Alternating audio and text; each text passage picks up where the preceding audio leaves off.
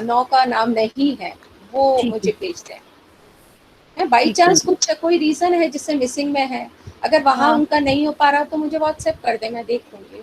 एक तो संहिता वाला दिया था एंड सेकंड वन। इतना था, और सेकंड वो दार्शनिक विचार थे, फिलोसफिकल थॉट्स हाँ हाँ करके हाँ हाँ था। हाँ, ठीक है ठीक है ठीक, उपनिषदों के दार्शनिक विचार। हम्म। चलिए मैम क्लास मैडम शुरू करें। एक्सक्यूज, हाँ सर एक हाँ सेकंड जी। सर, राज सर। मैडम कोई अगर डाउट हो जाए बाई चांस कभी से, आपका नंबर है मैडम पीजीडीटी ग्रुप में? हाँ जी है, मैं उसमें ऐड हूँ। अच्छा अच्छा, ओके मैडम, राज खुर्शीद सर। गौड़ के नाम से ऐड है। ठीक है मैडम, राज सर। राज।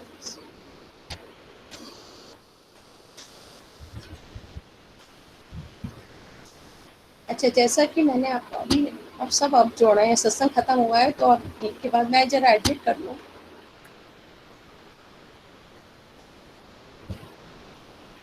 जैसा कि मैंने अभी आपको बताया कि वेद के बारे में मैं बता रही थी, वेदों में ही ये बताया गया है, कुछ दार्शनिक सूक्त हैं, फिलोसफिकल सूक्त हैं, जिसमें ये बताया है कि सृष्टि कैसे बनी, सृष्टि कैसे बनी, कब बनी, किसने इसको बनाया, कि creation of the universe, when and how the creation of the universe, इसको लेके 4-5 सूक्त लिखे गए हैं।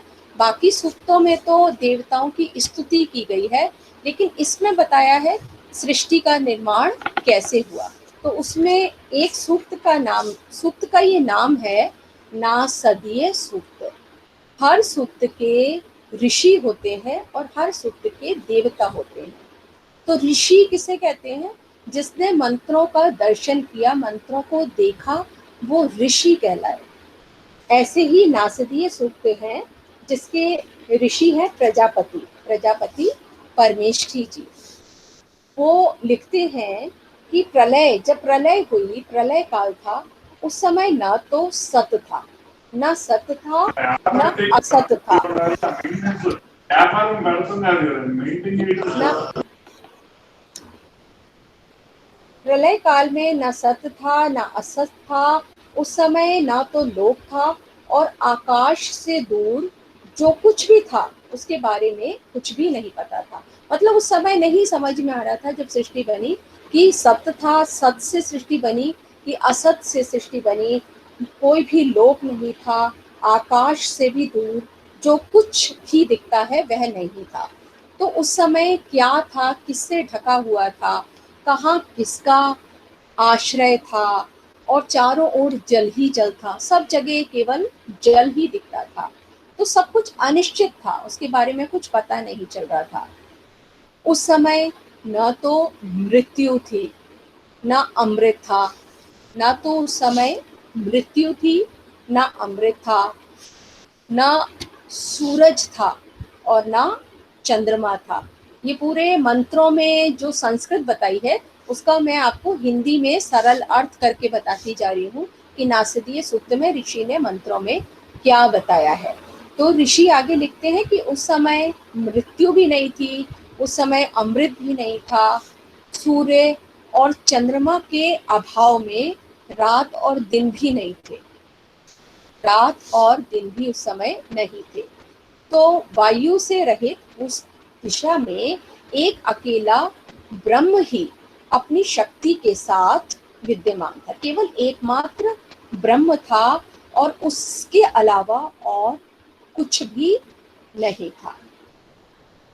सृष्टि से पहले प्रलय काल में केवल अंधकार था, अंधकार था, अंधेरा ही अंधेरा था, सभी ओर सब कुछ अंधेरे से ही ढका हुआ था। और उस जो अवस्था थी, उस समय का जो अवस्था है उसे कहते हैं कि उस समय केवल जल ही जल था, चारों ओर जल ही जल था, और जो था वह चारों ओर होने वाले सत और असत इस भाव से ही ढका था। जैसे कि मैंने छांदोग्य उपनिषद में भी था, बताया था कि वहां भी यही चर्चा हुई थी कि सृष्टि के प्रारंभ में सत था कि असत था, क्या चीज थी सबसे पहले, कैसे यह सृष्टि बनी। उसी को वेद में नासदीय सूक्त में यही बात बताई जा रही है कि सृष्टि से पहले ईश्वर के मन में, ईश्वर के मन में सृष्टि की रचना का संकल्प पैदा हुआ था। सबसे पहले ईश्वर के मन में, तभी कहते हैं कि मन से, मन की कल्पना से, मन के संकल्प से यह सृष्टि बनी है। तो एक इच्छा पैदा हुई, क्योंकि जो जितने भी कर्म थे वो कर्म इकट्ठे हुए और जो कुछ एक बीज रूप में पैदा, बीज बना, उसका एक बीज था, उसी से सृष्टि पैदा हुई।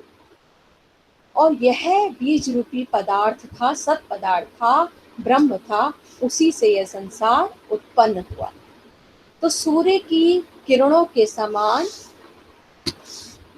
सृष्टि रूपी बीज को धारण करने वाला कौन था? पुरुष था।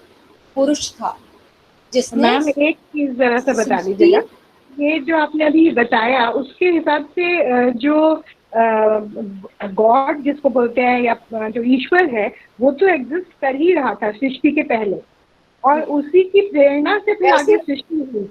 हाँ, मैं बिल्कुल अभी बताती हूँ। मैं नासदीश सूक्त में केवल 7 मंत्र हैं, तो जरा बाकी लोग जो लिख रहे होते हैं ना वो थोड़े डिस्टर्ब हो जाते हैं। तो लोगों का ये कहना है कि जैसे ही एक टॉपिक खत्म हो उसके बाद आप पूछ लें प्लीज। बस मैं ये 7 मंत्र है, 7 मंत्रों के बारे में बताती हूँ।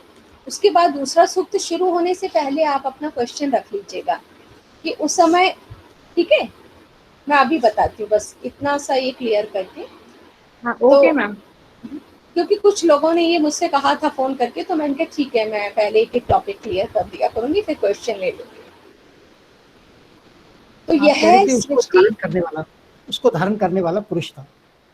हाँ जी, पुरुष था। पुरुष को ही भोक्ता कहा है, क्योंकि वह पुरुष जो है वही भोक्ता है, क्योंकि वह भोग कर रहा है, सब चीजों का भोग कर रहा है।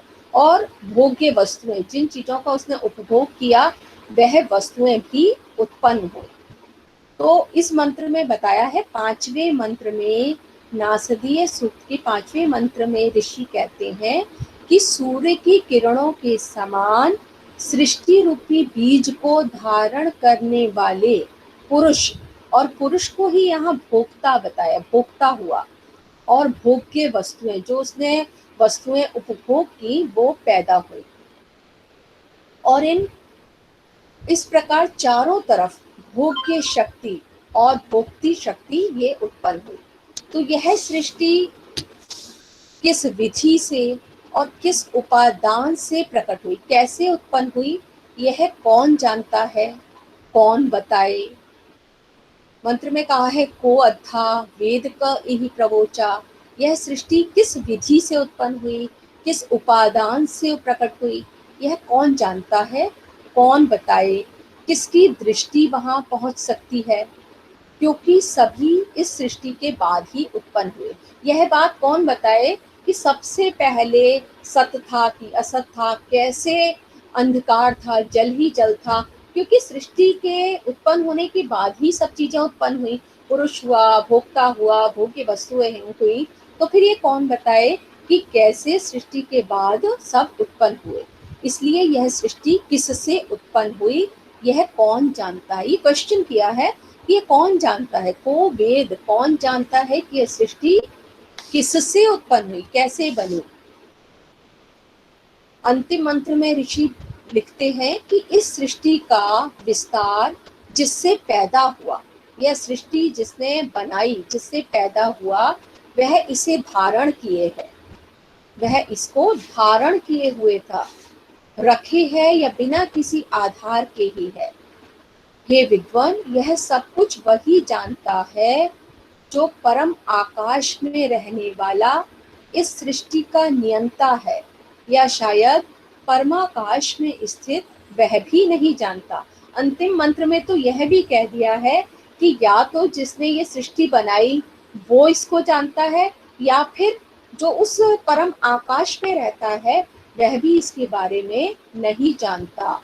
वेद यदि वा न वेद, या फिर वह भी इसके बारे में नहीं जानता कि ये सृष्टि कैसे बनी, कैसे शुरुआत हुई, कैसे संसार बना। तो ये ना सदिये ही मतलब ही यही हो गया कि वहां ना तो असत था ना सत था। किसने देखा, किसने जाना? जल ही जल था, अंधकार था, सर्वत्र अंधकार था। ना तो दिन होता था, ना रात होती थी, ना मृत्यु थी, ना अमरता थी, ना सूर्य था, ना चंद्रमा था। जब कुछ भी नहीं था तो ये अचानक सृष्टि बनी कैसे, किसने बनाई, कैसे? तो शायद उस ईश्वर के, ब्रह्म के मन में आया सृष्टि को पैदा करने की, शायद उसके मन में एक संकल्प पैदा हुआ। तो इस सूक्त का भाव यही है कि उस परब्रह्म के मन में ये विचार आया और उसके कारण उसने इस सृष्टि को रचा। ये 7 मंत्रों में जो मैंने आपको उन 7 मंत्रों का अभी अर्थ बताया है कि ये सृष्टि कैसे बनी, ये नासदीय सूक्त में कहा गया है। ऐसे ही जो तीनों सूक्त हैं, उन तीनों सूक्त में अलग अलग प्रकार से बताया गया है कि सृष्टि बनी कैसे।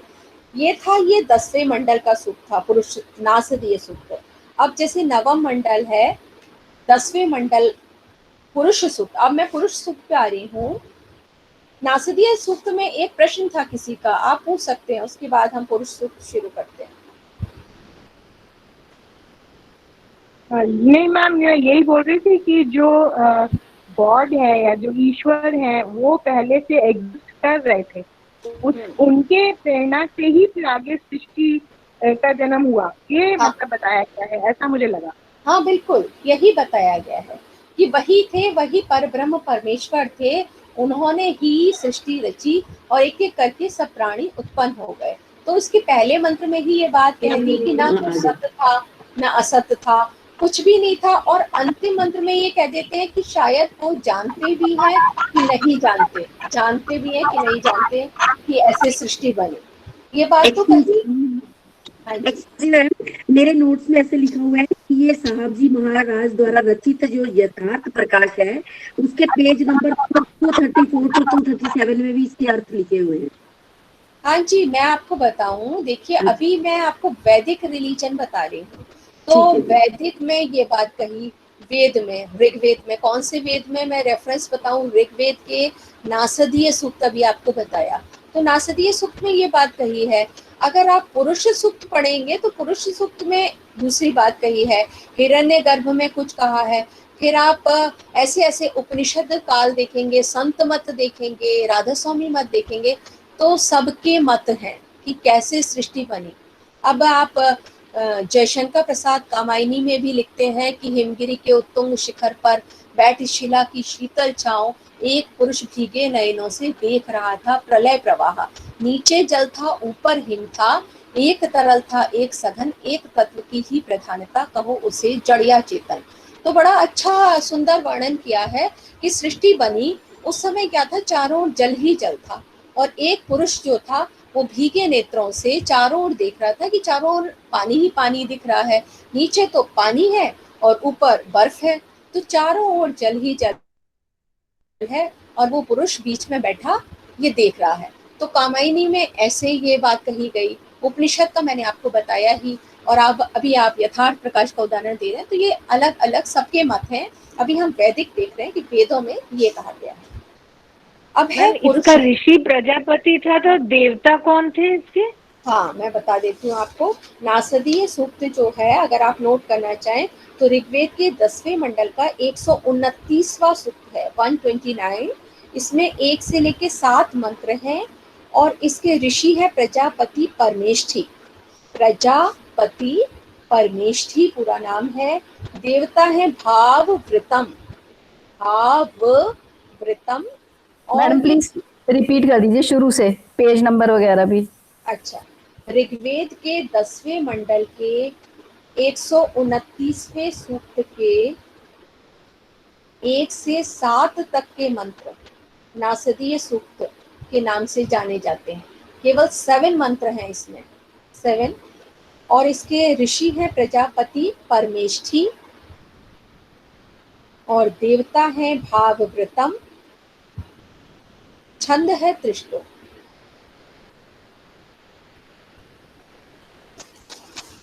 छंद है त्रिष्टुप। ये आप अगर लौकिक छंद पढ़ेंगे तो छंद अलग अलग आपको पढ़ने को मिलेंगे, आर्य, स्त्रधरा और शार्दूल, विक्रीडित। वेदों के छंद अलग हैं, 7 तरीके के वेदों के छंद हैं, जिसमें जगती, बृहति, पंक्ति छंदों के नाम हैं। छंदों का मतलब ही ये था कि उन मंत्रों को गाकर, जब यज्ञ किया जाता था तो मंत्रों को गाकर पढ़ा जाता था। वो जब मैं आपको वेदांग पढ़ाऊंगी तो उसमें बताऊंगी कि अगर आपने थोड़ा सा भी अशुद्ध पढ़ दिया तो अर्थ का अनर्थ हो जाता था।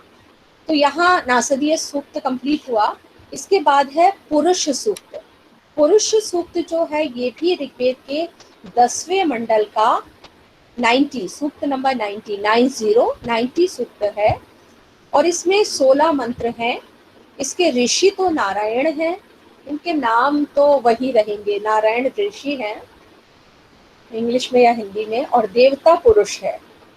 नारायण ऋषि हैं, देवता पुरुष हैं। छंद इसमें 2 छंदों का प्रयोग किया गया है, अनुष्टुप और त्रिष्टुप। इसमें बताया है कि एक पुरुष है और उस पुरुष के द्वारा ही सृष्टि बनी। अब उस पुरुष को, जैसे इसका पहला मंत्र है, कहा गया है कि उस पुरुष के, वो पुरुष कैसा है, एक विराट पुरुष है और विराट पुरुष के 1000 मस्तक हैं। उसके सिर कितने हैं? 1000 सिर हैं। सहस्त्र शीर्षा, 1000 सिर हैं, 1000 आंखें हैं और असंख्य पैर हैं, अनगिनत पैर हैं। एक ही विराट पुरुष है जिसके 1000 मस्तक हैं, 1000 नेत्र हैं और अनगिनत असंख्य पैर हैं। ऐसा एक विराट पुरुष का स्वरूप है जिसने संपूर्ण संसार को अपने में समाविष्ट कर लिया है, अपने अंदर समाहित कर लिया है। उसी पुरुष, एक कल्पना कर ली ऋषि ने कि एक ऐसा विराट पुरुष है जिसकी 1000 आंखें हैं, 1000 उसके पैर हैं, असंख्य पैर हैं और हजारों उसके मस्तक हैं और उस पुरुष ने ही सबको अपने अंदर समा लिया है। और इसके बाद भी उसके 10 अंगुल बच जाता है, उसका 10 अंगुल बच जाता है, जबकि उसने सबको अपने अंदर समाया हुआ है। मतलब इससे भी वो परे है, बहुत विराट उसका स्वरूप है। और उस पुरुष से कैसे चारों वर्ण बने, ये 4 ब्राह्मण, क्षत्रिय, वैश्य और चौथा वर्ण है शूद्र, ये उस पुरुष से कैसे बना, इसके बारे में बताया है कि उसके मुख से तो ब्राह्मण बना। उस विराट पुरुष सूक्त में क्या बताया है कि उस विराट पुरुष के मुख से ब्राह्मण बने। भुजाएं, बाहु से बने क्षत्रिय, बाहु से क्षत्रिय, जंघाओं से वैश्य, जिसकी जंघा है उससे वैश्य बना और उसके पैरों से, चरणों से शूद्रों की उत्पत्ति हुई। तो 4 वर्ण कैसे बने? एक ही पुरुष था, विराट पुरुष। उस पुरुष के जो बताया 1000 आंखें, 1000 मस्तक, असंख्य पैर थे, उस पुरुष से 4 वर्ण बने। अब 4 वर्ण कौन कौन से हैं? ब्राह्मण, क्षत्रिय, वैश्य, शूद्र। तो ब्राह्मण कहाँ से पैदा हुआ? उस पुरुष के मुख से, विराट पुरुष के मुख से, मुंह से तो ब्राह्मण पैदा हुआ। अगर आप इस तरीके से लगाएं, क्योंकि उस समय कहा जाता था ब्राह्मणों का कार्य भी पठन पाठन है, वेदों का अध्ययन अध्यापन है, इसलिए माना गया कि मुख से ब्राह्मण। बाहु से क्षत्रिय, क्षत्रिय का रक्षा का काम है, रक्षा का कार्य क्षत्रिय का है, तो बाहु से क्षत्रिय। जंघाओं से वैश्य, व्यवसाय आदि का कार्य वैश्य का। और चरणों से शूद्र की उत्पत्ति हुई, सेवा का कार्य शूद्र का बताया।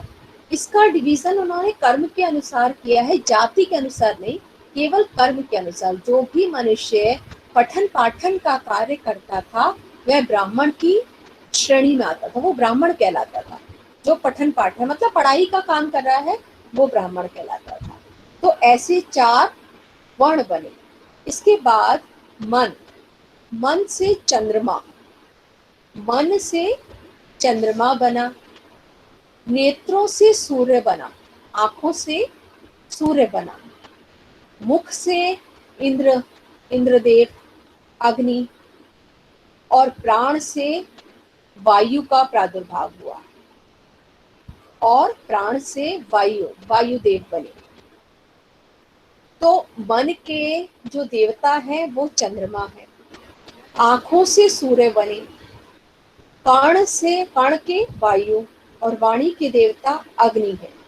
इसलिए ब्राह्मण और अग्नि का जो जन्म हुआ वो एक ही स्थान से हुआ, ब्राह्मण का और अग्नि का। कहाँ से हुआ? मुख से हुआ, मुख से। इसीलिए दोनों का स्थान समान बताया गया है। ब्राह्मण और अग्नि का प्रादुर्भाव एक ही स्थान से होने के कारण दोनों को समान स्थान दिया जाता है। इसीलिए अग्नि को आहुति देने योग्य माना गया है।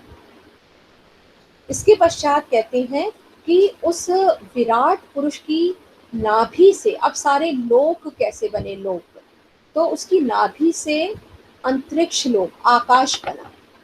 वो जो पुरुष की कल्पना की है एक विराट पुरुष की, तो उसकी नाभि से अंतरिक्ष, आकाश बना। उसके मस्तक से स्वर्ग बना, स्वर्ग, स्वर्ग को द्युलोक कहा जाता है, तो उसके मस्तक से द्युलोक, स्वर्ग। चरणों से पृथ्वी, पैरों से पृथ्वी लोक। Sorry ma'am, sorry to disturb you.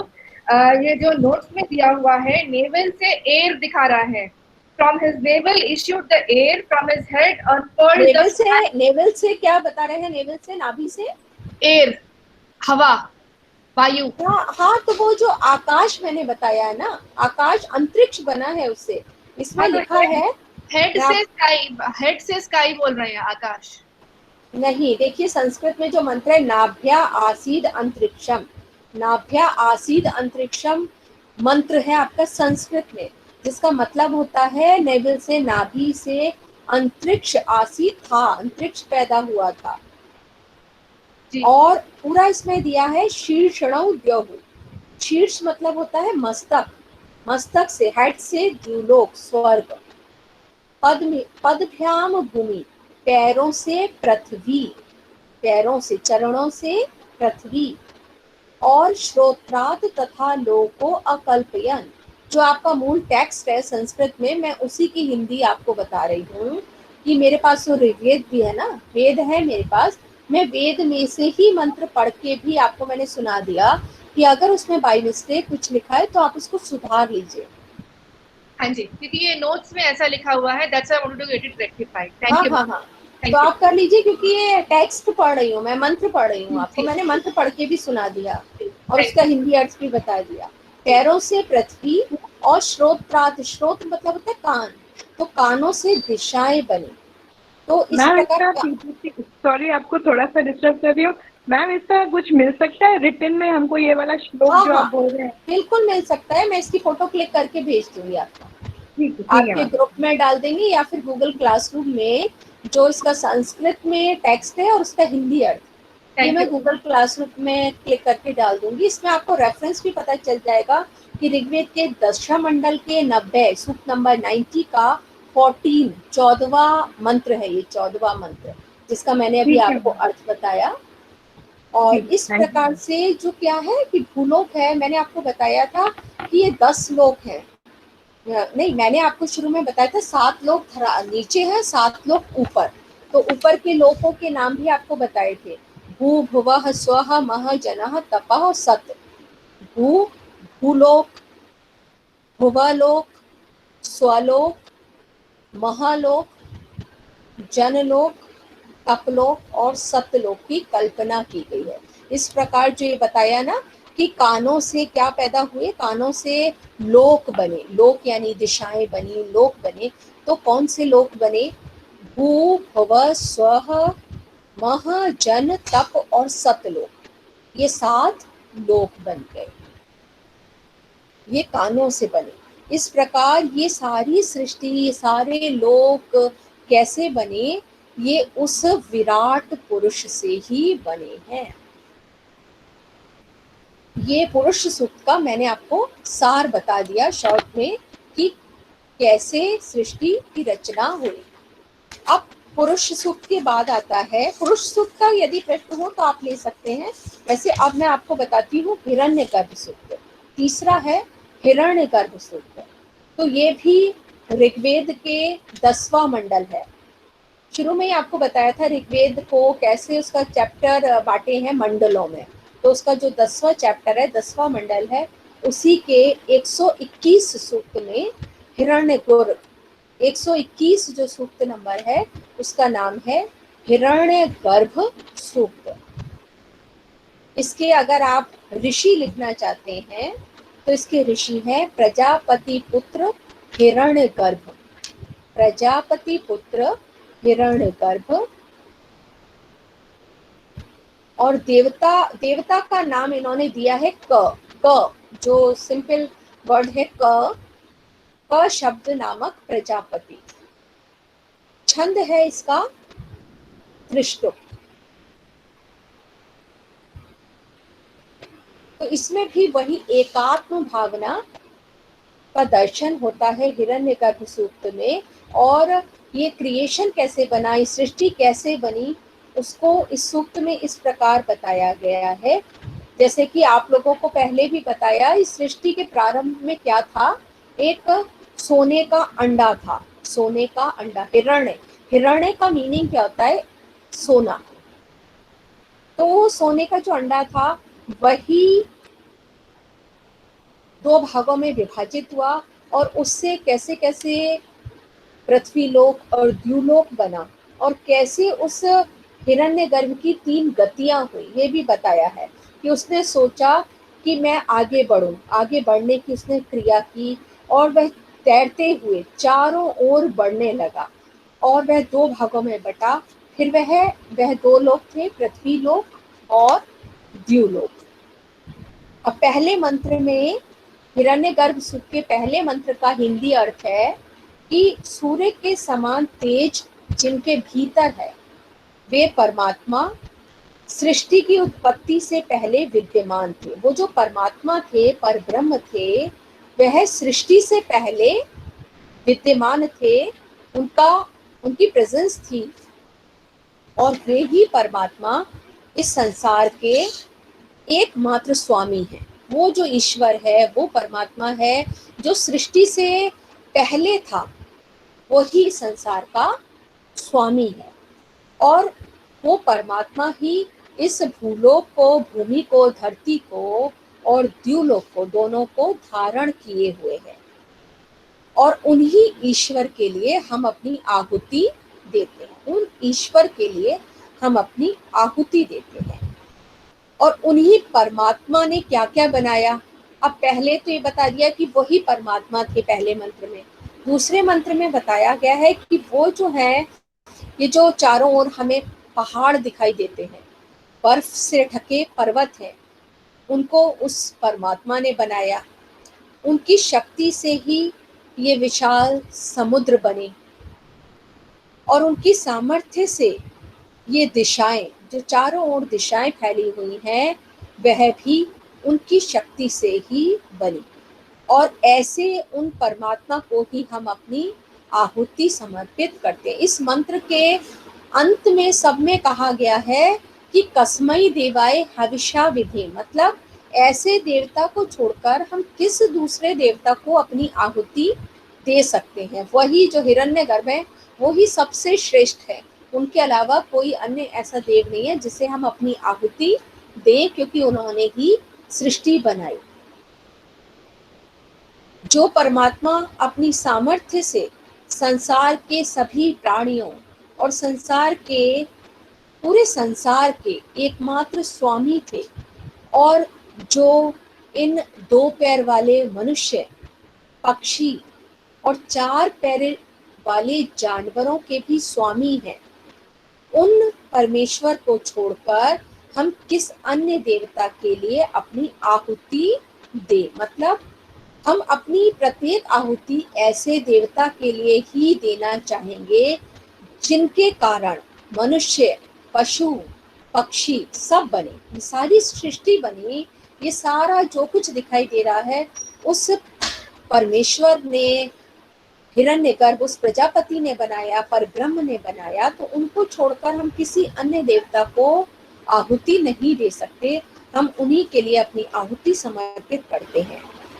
चौथे मंत्र का भाव इस प्रकार है कि जो परमात्मा हमें आत्म शक्ति प्रदान करते हैं, आत्म शक्ति देते हैं और हमें शारीरिक बल देते हैं, हमें शारीरिक बल देते हैं, हमें जिनकी उत्तम प्रकार की शिक्षाओं का देवता भी पालन करते हैं और जिनके आश्रय में रहने से, जिनके समीप रहने से मोक्ष का भी सुख प्राप्त होता है, जिनके यदि हम सानिध्य में रहते हैं उससे ही हमें मोक्ष की प्राप्ति होती है, जिनकी भक्ति और आश्रय नहीं करने से ही मनुष्य मृत्यु की ओर जाता है, तो ऐसे देवता को ही हम आहुति देना चाहते हैं। जिन्होंने द्युलोक को तेजस्वी बनाया, पृथ्वी लोक को कठोर बनाया, जिन्होंने प्रकाश को भी स्थिर कर दिया, जिन्होंने सुख दिया, हमें आनंद दिया, और जो अंतरिक्ष में भी लोकों का निर्माण करते हैं, अंतरिक्ष में भी ऊपर भी जो लोकों का निर्माण करते हैं, हम ऐसे देवता के लिए ही अपनी आहुति समर्पित करते हैं। और ऐसे देव कैसे हैं? वह बल से, अपनी पराक्रम से, बल से स्थिर होते हुए भी वास्तव में कैसे हैं? चलायमान हैं, गतिमान हैं, तेजस्वी हैं और द्युलोक, पृथ्वी लोक को अपनी मनन शक्ति से जो देखते हैं, जिनकी कृपा से ही सूर्य सुबह उदित होता है, प्रकाशित होता है, ऐसे देवता को हम अपनी आहुति देते हैं। निश्चय ही गर्भ को धारण करके अग्नि को प्रकट करता हुआ ये सारा जल समूह जब इस संसार में प्रकट हुआ, उस समय गर्भ से देवताओं का एक प्राण रूप आत्मा प्रकट हुआ। सबसे पहले उस गर्भ से देवताओं का एक प्राण रूप आत्मा प्रकट हुआ, उस जल से उत्पन्न देवता के लिए, मतलब सबसे पहले जल ही जल था, उस जल से ही सृष्टि प्रारंभ हुई और ऐसे उस जल से उत्पन्न देवता के लिए हम अपनी आहुति समर्पित करते हैं। जिस परमात्मा ने सृष्टि के आधारभूत जल का सृजन किया और जिनके द्वारा ही जल में ही सर्जन शक्ति, जल में ही जीव उत्पन्न हो रहा है, तो जल में सृजन शक्ति पैदा हुई और सृष्टि का ये जो सृष्टि रूपी यज्ञ है वह भी उत्पन्न हुआ। यह जो पूरी यज्ञमयी सृष्टि है, जिनकी कृपा से उत्पन्न हुई, उन्हें छोड़कर हम किसके लिए अपनी आहुति समर्पित करें। और जो इस पृथ्वी और नभ को उत्पन्न करने वाले परमेश्वर हैं, वह हमें किसी भी प्रकार का कोई भी दुख न दे और वह हमें आनंद देने वाला, आनंद प्रदान करें, आह्लाद प्रदान करें, खुशी प्रदान करें। हे प्रजा के पालन करता, आप सभी प्राणियों में व्याप्त हैं, कोई अन्य दूसरा इसमें व्याप्त नहीं है। अन्य किसी से अपनी कामनाओं के लिए प्रार्थना करना सही नहीं है। तो किसी अन्य से हम अपनी इच्छा नहीं रख रहे, किसी दूसरे देवता के लिए हम अपनी कोई इच्छा नहीं रख रहे, हम केवल आपकी ही कामना कर रहे हैं और आप ही से चाहते हैं कि आप हमें सुख दें, शांति दें, समृद्धि दें, आरोग्य दें, हमें किसी प्रकार का रोग ना हो। ऐसे देवता को छोड़कर हम किसी दूसरे देवता की आहुति नहीं करना चाहते। इस प्रकार ये सूक्त था आपका हिरण्यगर्भ सूक्त। ये तीनों सूक्त दार्शनिक सूक्त हैं, जिसमें सृष्टि की उत्पत्ति के बारे में बताया है कि ये सृष्टि बनी कैसे, सबसे पहले क्या था। और अगर इन तीनों का सार निकाला जाए तो इसका कंक्लूजन यही है कि सबसे पहले जल ही था, सबसे पहले जल ही था और उस जल से ही यह सृष्टि बनी। ऐसे ही धीरे धीरे फिर सृष्टि का निर्माण हुआ। तो ये केवल 3 सूक्त थे, तीनों ऋग्वेद के थे जो मैंने आपको बताया। इसके बाद नेक्स्ट मैं थोड़ा सा आपको वेदांग भी बताना चाहूंगी। उस दिन जो वेदांग के केवल नाम बताए थे, आज वेदांगों के बारे में और बता देते हैं कि मैडम लेसन कौन सा वेदांग वाला लेसन? वेदांग लेसन भी जो वैदिक रिलीजन है ना, तो उसमें लास्ट उपनिषद है।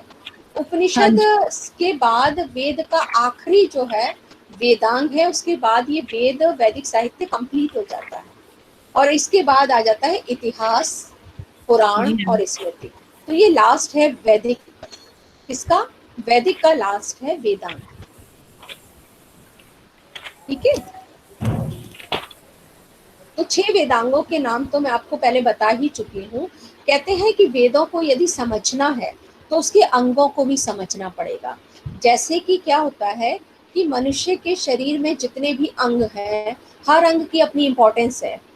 ऐसे ही इन वेदांगों की इम्पोर्टेंस इतनी अधिक है कि वेदों में बहुत डिटेल में बताया है, वेदों में इतनी व्याख्या बता दी है कि हर एक कोई वेद के मंत्र नहीं समझ सकता, क्योंकि वो मंत्र हैं, मंत्र रूप में बताया है। तो उनको समझाने के लिए वेदांग लिखे गए, उनको समझाने के लिए।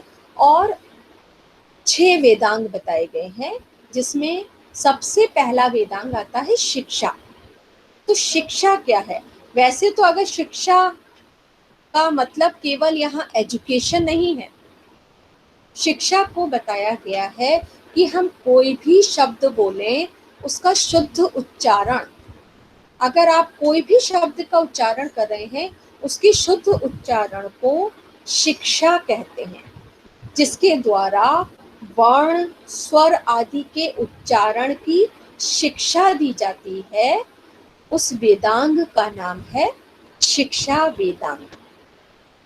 इसमें एक बहुत ही रोचक सा प्रसंग है, एक स्टोरी आती है कि एक इंद्र का शत्रु था वृत्रासुर। इंद्र का शत्रु था, उस राक्षस का नाम था वृत्रासुर। तो उसने अपनी समृद्धि के लिए, राक्षस पहले क्या करते थे कि अपने उनकी शक्ति बढ़े इसके लिए वो यज्ञ करते थे। तो उसने भी यज्ञ किया और उसने यज्ञ में जो बोलना चाहिए था उसको बोलना था इंद्र शत्रुर वर्धस्व, मतलब इंद्र का शत्रु वृत्रासुर बढ़े। इसकी हिंदी ये होगी, इंद्र का शत्रु वृत्रासुर बढ़े। इसने थोड़ा सा अशुद्ध बोल दिया इंद्र शत्रुर वर्धस्व। तो उसका अर्थ ये हो गया कि इंद्र जिसका शत्रु है वह बढ़े। तो उसने इंद्र जो वृत्र का शत्रु है वह इंद्र बढ़े, इंद्र जो वृत्र का शत्रु है वह बढ़े। तो इसका मतलब क्या हो गया कि इंद्र की वृद्धि हो। थोड़ा सा अशुद्ध उच्चारण करने से अर्थ का बिल्कुल ऑपोजिट मीनिंग निकल आया और उस राक्षस का नाश हो गया और इंद्र की शक्ति बढ़ गई। इसलिए कहते हैं कि जब हम वेद पढ़े तो उसका बिल्कुल शुद्ध, उसका जो उच्चारण है, प्रोनाउंसिएशन है, वो एकदम शुद्ध होना चाहिए, सही बोलें। तो वो शिक्षा ग्रंथ जो लिखे गए, हर वेद के शिक्षा ग्रंथ हैं। जो आप उस दिन पूछ रहे थे, जैसे नारदीय शिक्षा किसी ने कहा था, तो ये नारदीय शिक्षा सामवेद का शिक्षा ग्रंथ है, नारदीय शिक्षा। ऐसे ही ऋग्वेद का शिक्षा ग्रंथ है पाणिनीय शिक्षा, यजुर्वेद का शिक्षा ग्रंथ है याज्ञवल्क्य शिक्षा, और अथर्ववेद का शिक्षा ग्रंथ है मांडूक्य शिक्षा। तो हर वेद के शिक्षा ग्रंथ है जिसमें बताया है कि हमें वेद मंत्रों को शुद्ध तरीके से पढ़ना चाहिए। क्योंकि देखिए संस्कृत को कहा भी जाता है कि बिल्कुल साइंटिफिक लैंग्वेज है। अगर जो शब्द कंठ से बोलने हैं उसको हम कंठ से ही बोलते हैं, जैसे क ख ग ख, तो इनको कंठ से ही बोला जाता है। ओष्ठे हैं तो ओष्ठे मतलब होठों से, तो उसमें होठों का प्रयोग जरूर होगा, प फ ब भ। अब हम फ की जगह फ बोलेंगे तो वो रॉन्ग हो गया, क्योंकि फ ओष्ठे नहीं हुआ, होठों का प्रयोग नहीं हुआ। ओष्ठे में प फ ही शुद्ध रूप है। इसीलिए कहते हैं संस्कृत को बिल्कुल साइंटिफिक लैंग्वेज है और उसे शुद्ध उच्चारण करना चाहिए। हर एक का उच्चारण स्थान बिल्कुल निश्चित है कि वही से बोला जाता है। जो फ बोला उसमें दांत और होठों का प्रयोग होता है, फ, और फ में ओष्ठे है। ऐसे ही ट ठ ड ढ ण, इसका मूर्धन्य होता है। दंते में त थ, दांतों, दांत हमारी जीभ दांत से टकरा रही है, त थ द ध। तो शिक्षा ग्रंथों में वर्णों का शुद्ध प्रयोग बताया। इसके बाद दूसरे है कल्प। कल्प दूसरा वेदांग है जिसमें कि विधि, नियम, न्याय, कर्म जैसे विधि विधान, यज्ञ कर रहे हैं तो यज्ञ करने के लिए किस प्रकार के विधि विधान करने चाहिए उसके बारे में बताया है। कौन सी उस समय की रीति व्यवस्थाएं थी उनके बारे में बताया है। तो ये जो कल्प हैं ये भी 4 प्रकार के हैं। ज़्यादा इसको डिटेल में नहीं बताएंगे, लेकिन केवल उसका नाम बताऊंगी। श्रोत सूत्र, ग्रह सूत्र, शायद किसी ने नाम सुना हो। ग्रह सूत्रों में ही सबसे पहले संस्कारों के बारे में बताया है कि जो 16 संस्कार होते हैं उनके बारे में बताया है। यज्ञ और उत्सव यदि करते हैं तो उसमें कैसे हम अनेक विधियों के बारे में कैसे किया जाता है इसके बारे में ग्रह सूत्रों में बताया है। धर्म सूत्रों में बताया है कि गृहस्थ व्यक्ति के कैसे आचार होना चाहिए, कैसा उसका आचरण होना चाहिए, इसके बारे में धर्म सूत्रों में बताया है। और शुल्ब सूत्र चौथे हैं। शुल्ब में बताया है कि जो यज्ञ वेदी बनती थी जिसमें यज्ञ किया जाता था, वो वेदी कितनी बड़ी बनती थी, उसमें कितनी ईंटें लगाई जाती थी, इसके बारे में शुल्ब सूत्रों में बताया है। तो दूसरा वेदांग है कल्प। तीसरा वेदांग है व्याकरण। व्याकरण की इंपॉर्टेंस ये है कि उसमें अर्थ बताया जाता है। कोई भी शब्द है उसका मीनिंग क्या है, वो शब्द कैसे बना, शब्दों की व्युत्पत्ति बताते हैं कि ये शब्द बनता कैसे है, कौन सा प्रत्यय लगता है, कौन सा उपसर्ग लगता है, मूल धातु क्या होती है, ये व्याकरण में बताया जाता है। और व्याकरण को जो एक वेद रूपी पुरुष है उसका मुख बताया गया है। जैसे कि शिक्षा को नासिका, नाक बताया है वेद रूपी पुरुष की, और कल्प को वेद रूपी पुरुष का हाथ बताया है। ऐसे ही व्याकरण को मुख बताया है। इसके बाद आता है निरुक्त। निरुक्त किसे कहते हैं? निरुक्त जो है, जो वैदिक शब्द हैं, वेदों में जो शब्द आते हैं उन शब्दों की निरुक्ति, वो शब्द कैसे बना, वह निरुक्त में आता है। जैसे कि अगर हम लें कि टीचर को, गुरु को आचार्य भी कहते हैं, आचार्य, तो आचार्य का अर्थ क्या है, आचार्य कहते किससे हैं? अब एक शब्द आगे टीचर, लेकिन हमारे निरुक्त लिखा किसने है? यास्क हुए हैं निरुक्त के जो आचार्य हैं। वो कहते हैं कि आचार्य उसे कहते हैं जो आचारम ग्राह्यति, जो आचरण की शिक्षा देता है, जो आचरण को ग्रहण करता है, सदाचार आचरण की शिक्षा दे, वह आचार्य है। या जो शब्दों के अर्थ को चुन चुन कर अपने शिष्यों को बताता है, वह आचार्य है। ऐसे ही बड़े हर शब्द का निर्वचन बताया है कि ये शब्द बना कैसे, उसका पूरा निरुक्त के अंतर्गत इसके रचयिता यास्क मुनि हुए हैं। यास्क, उन्होंने बताया है। इसके बाद आता है छंद। और निरुक्त को वेद रूपी पुरुष का कान कहा जाता है। वो कान है क्योंकि सही शब्दों को सुनना, तो निरुक्त को श्रोत्र कहा गया है। श्रोत्र का मतलब होता है कान। इसके बाद आता है छंद। छंद क्या है? छंद को वेद रूपी पुरुष के पैर बताया गया है। और इसकी इम्पोर्टेंस भी ये है कि जो भी यज्ञ किया जाता था उसमें मंत्रों को गाकर बोला जाता था, सस्वर उच्चारण किया जाता है। तो हर जो छंद होते हैं ना, वैदिक छंद हैं, मैंने बताया था, गायत्री, अनुष्टुप, पंक्ति, बृहति, उष्णिक, त्रिष्टुप, जगति, ये 7 छंद हैं वैदिक छंद। तो इन छंदों के बारे में बताया गया है छंद वेदांग के अंतर्गत कि हर मंत्र का एक छंद होता है और उसी छंद में उस मंत्र को गाया जाता है। छठा वेदांग है ज्योतिष वेदांग। और ज्योतिष को वेद रूपी पुरुष का चक्षु यानी कि आंखें कहा गया है। अब उस समय जो समय की गणना होती थी, नक्षत्र आदि की गणना, वो सब ज्योतिष के आधार पर ही ऋषि कर लेते थे। तो यह गणना जो वैदिक गणित है, ये सब ज्योतिष के अंतर्गत आता है। हमारे यहाँ बड़े बड़े ज्योतिषाचार्य हुए, वराह मिहिर हुए जिनका ग्रंथ सूर्य सिद्धांत है, आर्यभट्ट गणिताचार्य हुए। तो ये सारा छठा वेदांग है ज्योतिष जिसके अंतर्गत आता है। तो मैंने बहुत ही शॉर्ट में ये 6 वेदांग भी आपको बता दिए। अब आपको मैम हाँ एक जी। मिनट बस, ये जो आपने बताया ना कि ये पुरुष के कौन सा अंग कहलाता है, एक बार ये रिपीट कर दो, शिक्षा क्या है? अच्छा, शिक्षा को वेद रूपी पुरुष की नासिका बताया है। वेद रूपी पुरुष की नासिका यानी कि नाक। कल्प को हाथ बताया है। कल्प है हाथ, व्याकरण है मुख, निरुक्त है श्रोत्र कान, छंद है पैर, और ज्योतिष है वेद रूपी पुरुष के नेत्र। तो एक पुरुष की कल्पना कर ली कि हर पुरुष के जैसे कि हर अंग की अपनी इंपॉर्टेंस है, ऐसे ही अगर आपको वेद को समझना है, वेद को समझना है तो उसके अंगों को भी समझना पड़ेगा, तभी आप वेद को समझ पाएंगे।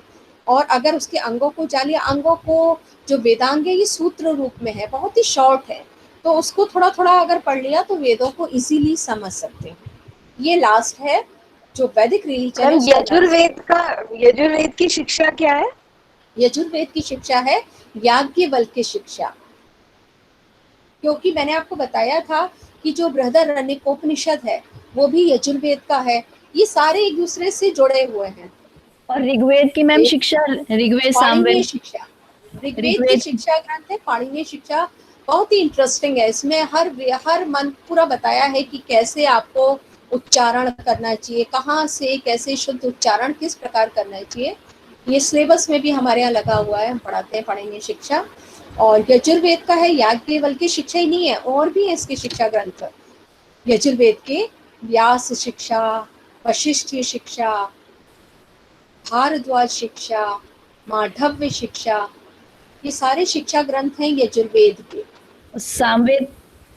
सामवेद का है नारद शिक्षा, नारदीय शिक्षा भी जिसे कहते हैं। इसमें नारदीय शिक्षा में संगीत का बड़ा बारे में पूरा बताया है। संगीत की शिक्षा, उसका प्रारंभ पूरा इसमें जो सामवेद में बताया गया है उसके साथ नारदीय शिक्षा में भी बताया गया है। गीतम वाद्यम तथा नृत्यम त्रयम संगीतम उच्यते, गीत वाद्य नृत्य इन तीनों के बारे में। शाक्टायन शिक्षा भी सामवेदी शिक्षा ग्रंथ है। शाक्टायन, इसके नाम भी कठिन है क्योंकि ये संस्कृत के हैं। हिंदुइज्म पूरा संस्कृत के ही नाम है तो कठिन ही होंगे। अथर्ववेदी शिक्षा ग्रंथ है मांडूकी शिक्षा। ये चारों वेदों के शिक्षा ग्रंथ हैं।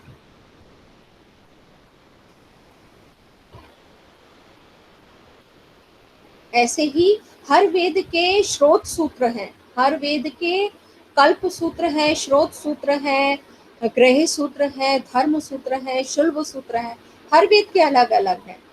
नाम पता नहीं ये सुने होंगे कि नहीं, जैसे कि श्रोत सूत्र है तो आश्वलायन श्रोत सूत्र, शांखायन, कौशितकी, ये सारे ऋग्वैदिक श्रोत सूत्र हैं, जिसमें कि जो यज्ञ वगैरह करते थे, अश्वमेध यज्ञ, दर्श पौर्णमास, ये काफ़ी डेप्थ में आप जाएंगे तब आप लोग, कुछ लोग मैं देखती हूँ डीएचए में इतने विस्तार से पूरा डिटेल में लिखते हैं, तो बड़े अच्छे से नोट्स तैयार कर रहे हैं और पूरा बहुत ही बढ़िया दे रहे हैं लिख के, सबके नाम भी, पूरा प्रेजेंटेशन उनका बहुत अच्छा रह रहा है।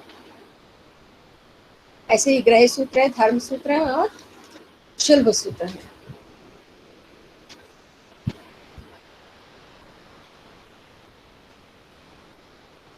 अब आप कुछ पूछना चाहें तो पूछ सकते हैं।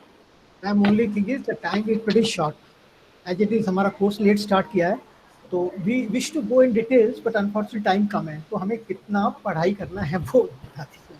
हाँ जी सर, मेरे को केवल 2 यूनिट लेना है, मेरी पहली यूनिट कंप्लीट होने वाली है। बस पहली यूनिट में यही सब है, इसी पे सारे क्वेश्चंस हैं, प्रीवैदिक, वैदिक, इतिहास, स्मृति और धर्मशास्त्र, यही सब है बस फर्स्ट एंड सेकंड यूनिट के अंदर।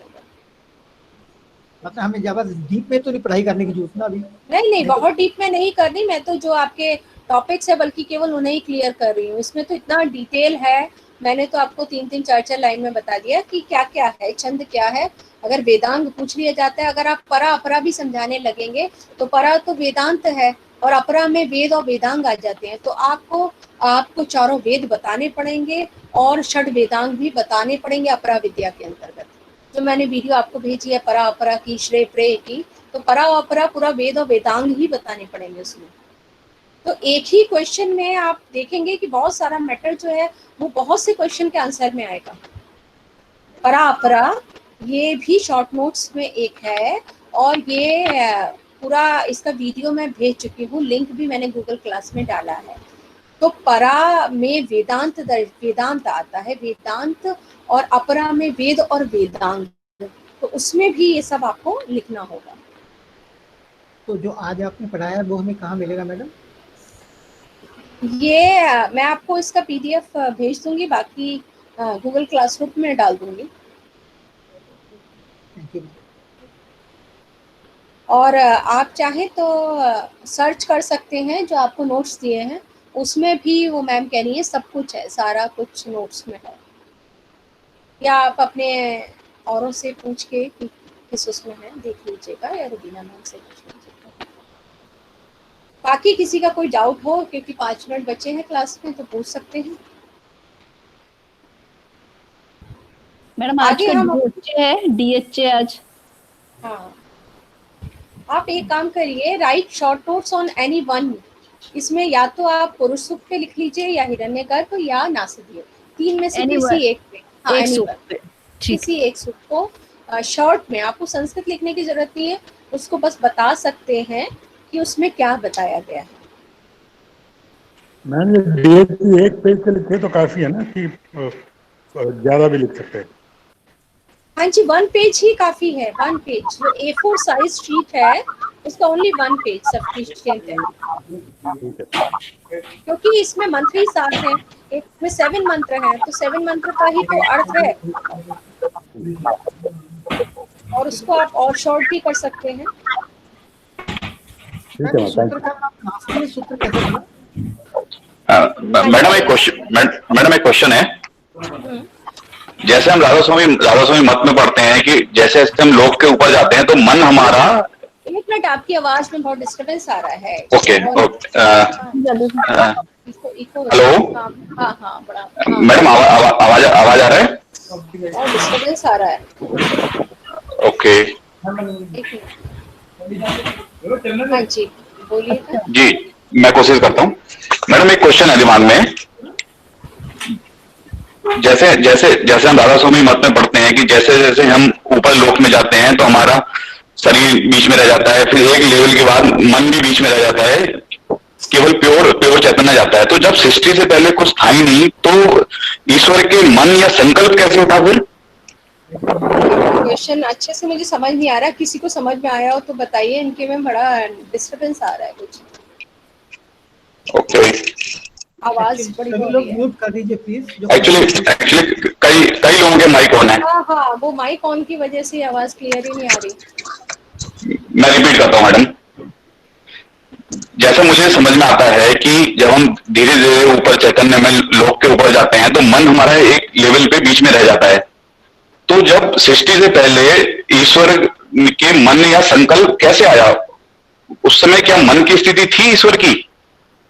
हाँ, तो अगर हम नासदीय सूक्त के अनुसार देखें तो वहां तो प्रारंभ ही उसी से मन से बताया जा रहा है कि अब मैंने आपको बताया ना कि ये तो वैदिक है, ये वैदिक में ये बताया है कि उस परब्रह्म ने, उसके मन में ये संकल्प आया और तब उसने सृष्टि को रचा।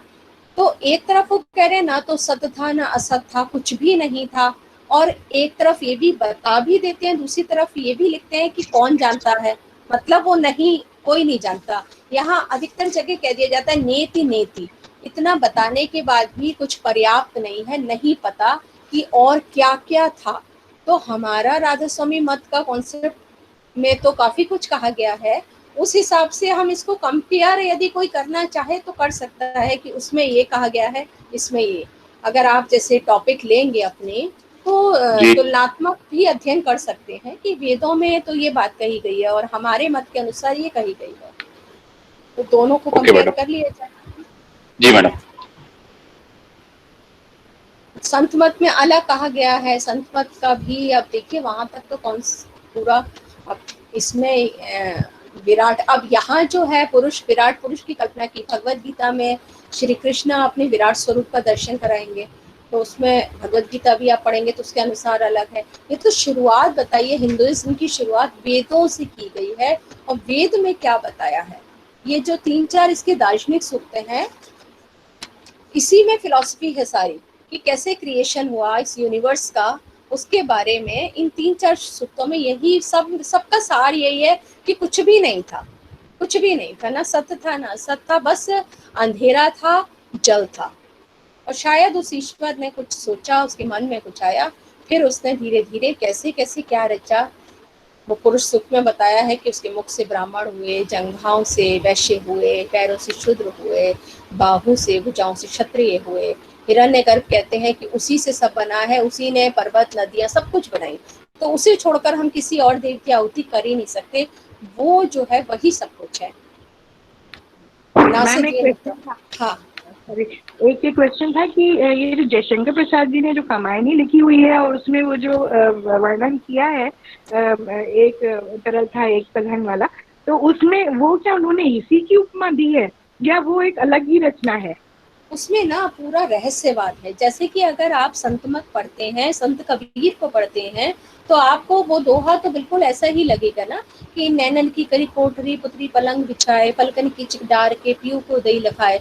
एक तरफ तो आपको साधारण सा अर्थ दिखता है, या नैना अंतरियाव तू जो हो, नैन झुके ना हो देखूं और तू ना तुझ देख ले, और दूसरा इसके अंदर जो भाव छिपा है, जो रहस्य छिपा है, वो देखना पड़ेगा। जीवात्मा और परमात्मा का जो प्रेम है उसको देखना पड़ेगा। ऐसे ही प्रसाद की कामायनी में प्रसंग तो श्रद्धा और मनु का चल रहा है, लेकिन उसके अंदर का जो रहस्यवाद है वो बड़ा समझने वाला ये है कि कैसे सृष्टि का प्रारंभ को बताया है। वैसे उसमें बता दिया कि वो मनु बैठे हैं और देख रहे हैं चारों जल ही जल है, लेकिन ये जितने काव्य इसमें रहस्य है। अब जायसी को भी आप पढ़ेंगे संत मत में, तो जायसी भी अपना वो लिखते हैं कि जायसी की वो पंक्तियां हैं, आप जायसी को भी पढ़ रहे हैं? हाँ जी, जैसी नहीं, अभी तो नहीं पढ़ रहे। भक्ति में है ना कि कागर सबितन खाइयो, चुनी चुनी खाइयो, मांस दो नैना मत खाइयो, मोहि पिया मिलन कियास, ये सारा संत मत में आ जाता है। तो सब में रहस्य है, रहस्यवाद है, और जीवात्मा और परमात्मा के प्रेम का वर्णन है। साधारण नायक नायिका के प्रेम का वर्णन नहीं है। भले ही उसमें नागमती और पद्मावती के प्रेम का आपको लगेगा, लेकिन उसके अंदर जो अर्थ निकल रहा है, कबीर का तो पूरा ही जितना भी साहित्य है वो रहस्यवाद है उसमें पूरा। तो इसमें भी आप कामायनी को पढ़िए, उसमें पूरा रहस्य है। और ये तो खैर साफी है कि केवल जल ही जल था। हिमगिरी के उत्तुंग शिखर पर बैठ शिला की शीतल जाओ। हिमालय की उत्तुंग शिखा पे, ऊंची चोटी पे एक पुरुष बैठा है, भीगे नैनों से देख रहा था प्रलय प्रवाह। प्रलय काल था, प्रलय था, सब और जल ही जल था। एक तरल था एक सघन, एक तत्व की ही प्रधानता, कहो उसे जड़ का चेतन। तो जड़ कहे कि चेतन कहे, सब और जल ही जल था। मैडम इस पोएम का नेम क्या है, अगर सर्च करना हो तो? नेम ये जयशंकर प्रसाद की कामायनी, कामायनी काव्य आप डालेंगे तो कामायनी की शुरुआत के ही ये मैंने 8 पंक्तियां आपको बोली, और उसका इसको डिवीजन किया हुआ है अलग अलग सर्गों में। श्रद्धा सर्ग, अंतिम है उसका आनंद सर्ग, उसमें रहस्यवाद देखिए। समरस्थे जड़ और चेतन, आनंद अखंड घना था, चेतनता एक विलसती, सुंदर साकार बना था। चेतनता एक विलसती, ऐसी मतलब बड़ा भावपूर्ण है, आप पढ़िएगा, बड़ा अच्छा है। ठीक है मैम, थैंक यू। चलिए ठीक है, और किसी को कुछ पूछना, वरना टाइम ओवर हो गया है सबको। रूबीना मैम का मैम क्लैरिफिकेशन आ गई है, ये थियोलॉजी वालों को इसको अटेंड करने की जरूरत नहीं है। क्या थियोलॉजी का, जो थियोलॉजी वाले हैं इनको वो अटेंड करने की जरूरत नहीं है, वो डिस्टेंस एजुकेशन का। हाँ, वो तो अपडेट सुबह ही आ गई थी, रूबीना मैम ने सुबह डाल दिया था message. No, this the latest which has come at 4:45। हाँ, यही चल रहा है अभी, यही बात चल रही थी कि आप लोग को शायद अपने अपने सेंटर पे ही करना होगा, और अब शायद